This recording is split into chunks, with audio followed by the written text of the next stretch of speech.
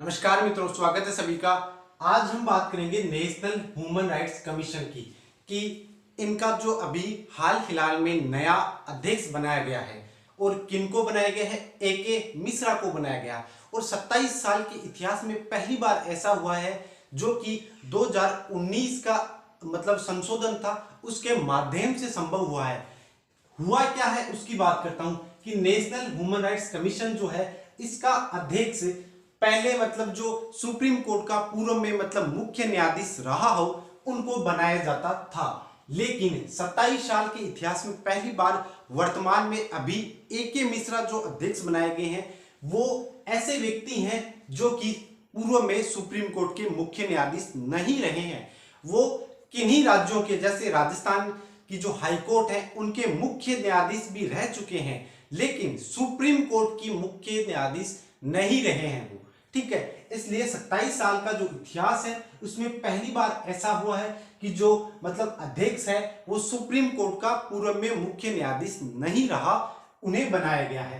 जो इस प्रकार की प्रावधान था ये कब से किया गया, तो 2019 में जो संशोधन हुआ था उसके माध्यम से मतलब ये बताया गया। 2019 में जो संशोधन हुआ था इस आयोग में या इस अधिनियम में, उसमें कहा गया था कि भाई इस जो नेशनल ह्यूमन राइट्स कमीशन है इस आयोग का अध्यक्ष सुप्रीम कोर्ट का मुख्य न्यायाधीश को बनाया जा सकता है या सुप्रीम कोर्ट के जो न्यायाधीश है उनको भी इस आयोग का अध्यक्ष बनाया जा सकता है, लेकिन पहले नहीं बनाया गया था। पहली बार हुआ है कि सुप्रीम कोर्ट का जो अन्य न्यायाधीश है उनको भी इनका अध्यक्ष बनाया जा गया है।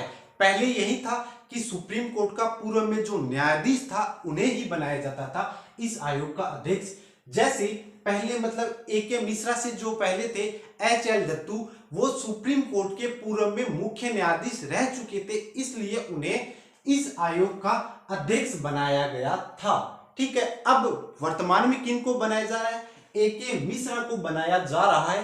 पूरा नाम अरुण कुमार मिश्रा है। ठीक है, वो किनका स्थान लेंगे, HL दत्तू का स्थान लेंगे। अब मैं बात कर लेता हूं इस आयोग के संदर्भ में, क्योंकि राजस्थान की कोई भी परीक्षा हो या किसी भी प्रकार की कंपटीशन जैसे RS की हो गई या अन्य, उनमें ये आयोग पूछा जाएगा आपसे, नेशनल ह्यूमन राइट्स कमीशन।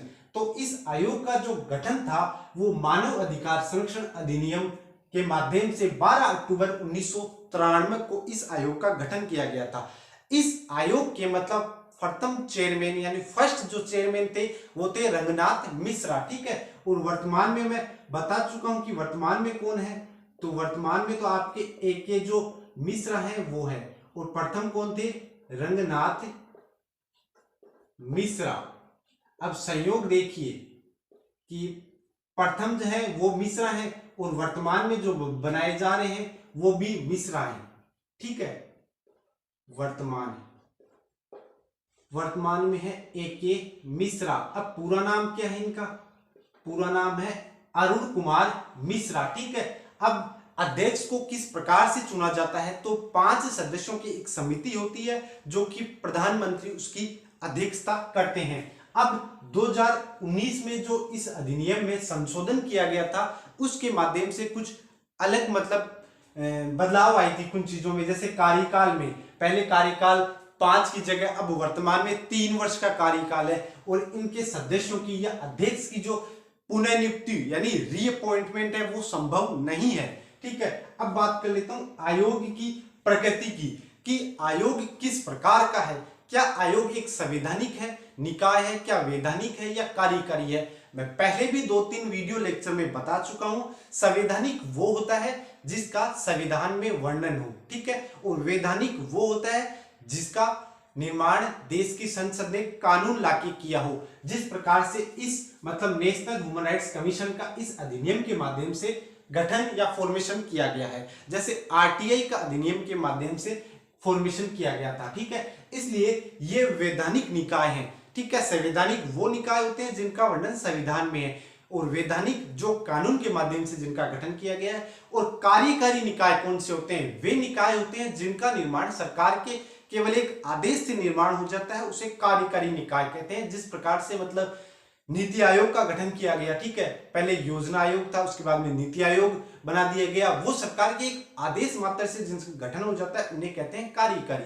ठीक है। इनका गठन हुआ है वो एक अधिनियम के माध्यम से हुआ है। तो ये किस प्रकार का निकाय है? ये एक वैधानिक निकाय है। मार्कर में क्या है, लॉकडाउन चल रहा है, उस जो स्याही है वो ला नहीं पा रहा हूं, ठीक है, इसलिए थोड़ा कष्ट कीजिएगा। वैधानिक निकाय है, ठीक है। अब इनके मतलब चयन अध्यक्ष का कौन करता है? वो तो पहले बता दिया कि 27 साल में पहली बार ऐसा हुआ है कि सुप्रीम कोर्ट के पूर्व में जो मतलब न्यायाधीश है उनको नहीं बनाया गया है। अब 2019 का अमेंडमेंट के माध्यम से ये चीज संभव हुई है। इनके चयन किस प्रकार से होता है? अध्यक्ष है उनका, तो 5 सदस्यीय को एक समिति होती है, 5 सदस्यीय समिति। अब इस समिति की अध्यक्षता कौन करता है? ठीक है, अध्यक्षता, तो अध्यक्षता आपके प्राइम मिनिस्टर करते हैं। वर्तमान में इसके जो रो के जो मतलब पूर्व में चीफ है ऐसे कुछ हैं 2-3, आपको उनको नहीं जानना है, बस इतना जानना है कि 5 सदस्यों की एक समिति होती है, उनमें मतलब प्राइम मिनिस्टर प्रधानमंत्री अध्यक्षता करते हैं और वो अध्यक्ष को बनाते हैं। सामान्यतः पहले जो प्रोसेस था वो इस प्रकार से था कि सुप्रीम कोर्ट के पूर्व में जो मुख्य न्यायाधीश रहा है उनको इस आयोग का अध्यक्ष बनाया जाता था, लेकिन 2019 में इस अधिनियम में इस आयोग में जो बातें थी उसमें संशोधन किया गया और उसके माध्यम से अब इनके सदस्यों की पुनर्नियुक्ति संभव नहीं है। इनका कार्यकाल 3 वर्ष का होता है, ठीक है, और इनका चयन किया जाता है वो 5 सदस्यीय समिति के द्वारा किया जाता है। फर्स्ट जो चेयरमैन थे रंगनाथ मिश्रा है, वर्तमान में AK मिश्रा है, यानी दोनों में मिश्रा आ रहा है, ठीक है। इनका 2019 में जो ये अमेंडमेंट हुआ था इसके माध्यम से, यानी 2019 में संशोधन के बाद में, संशोधन कब हुआ है? संशोधन 2019 में हुआ है। इसके बाद में कौन कौन सी परिस्थितियां बनी हैं? एक तो हो गया कार्यकाल। अब कार्यकाल कितना हो गया है? कार्यकाल हो गया 3 वर्ष का, ठीक है। सदस्यों की पुनर्नियुक्ति यानी रीअपॉइंटमेंट, पुनर्नियुक्ति क्या संभव है? बिल्कुल नहीं है। अब सदस्यों की पुनर्नियुक्ति संभव नहीं है, ठीक है। अब उनको दोबारा नहीं बना जा सकता। और इसमें यह है कि अब इस मतलब अमेंडमेंट के बाद में सुप्रीम कोर्ट का पूर्व में जो न्यायाधीश है उनको तो अध्यक्ष बना सकते हो इस आयोग का, लेकिन सुप्रीम कोर्ट का जो अन्य न्यायाधीश है उनको भी इस आयोग का सदस्य बनाया जा सकता है। यानी सुप्रीम कोर्ट के न्यायाधीश, सुप्रीम कोर्ट के मुख्य न्यायाधीश, सुप्रीम कोर्ट के मुख्य न्यायाधीश के अलावा सुप्रीम कोर्ट के अन्य न्यायाधीशों को भी, अन्य न्यायाधीशों को भी अब NHRC national human rights commission का अध्यक्ष बनाया जा सकता है, ठीक है, बनाया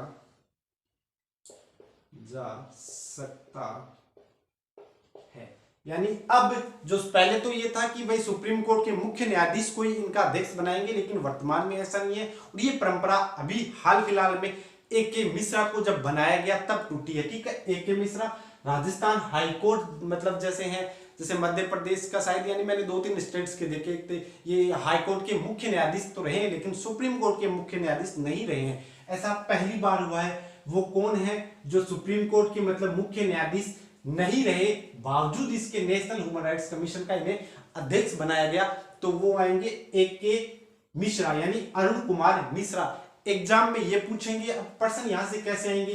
इनका गठन कब हुआ नेशनल ह्यूमन राइट्स कमीशन का, ठीक है। अधिनियम कौन सा था? अब निकाय के संबंध में पूछ लेंगे, निकाय संवैधानिक है कि वैधानिक है कि कार्यकारी है, ठीक है। अब प्रथम मतलब चेयरमैन कौन है ये पूछ लेंगे। वर्तमान में कौन है? इनका जो चयन करता है वो समिति कितने सदस्य होते हैं, उनमें कौन उनका अध्यक्ष होता है, ये आपसे पूछेंगे। 2019 में इसमें संशोधन हुआ। संशोधन के बाद में इनके कौन कौन से मतलब फीचर्स हैं जो बदलाव हुए थे, कार्यकाल कितना है, पुनर्नियुक्ति क्या इनकी संभव है, यानी दोबारा रिअपॉइंटमेंट किया जा सकता है? जी नहीं किया जा सकता है। पहले ये था मतलब सुप्रीम कोर्ट के मुख्य न्यायाधीश को भी बनाएंगे, जैसे पहले एच.एल. दत्तू थे, ठीक है, एच.एल. दत्तू का स्थान ए.के. मिश्रा, अरुण कुमार मिश्रा ने लिया है, ठीक है। सुप्रीम कोर्ट के अब अन्य जो न्यायाधीश हैं उनको भी इस आयोग का अध्यक्ष बनाया जा सकता है, ठीक है। आपको क्या करना है, आपको वीडियो को शेयर करना है, ठीक है, लाइक करना है, चैनल को सब्सक्राइब करना है, जितना हो सकता है उतना अपना आप जिस किसी भी प्लेटफॉर्म का यूज करते हो वहां पे वीडियो लेक्चर को शेयर करना है। धन्यवाद। चैनल को सब्सक्राइब अवश्य करना है। धन्यवाद।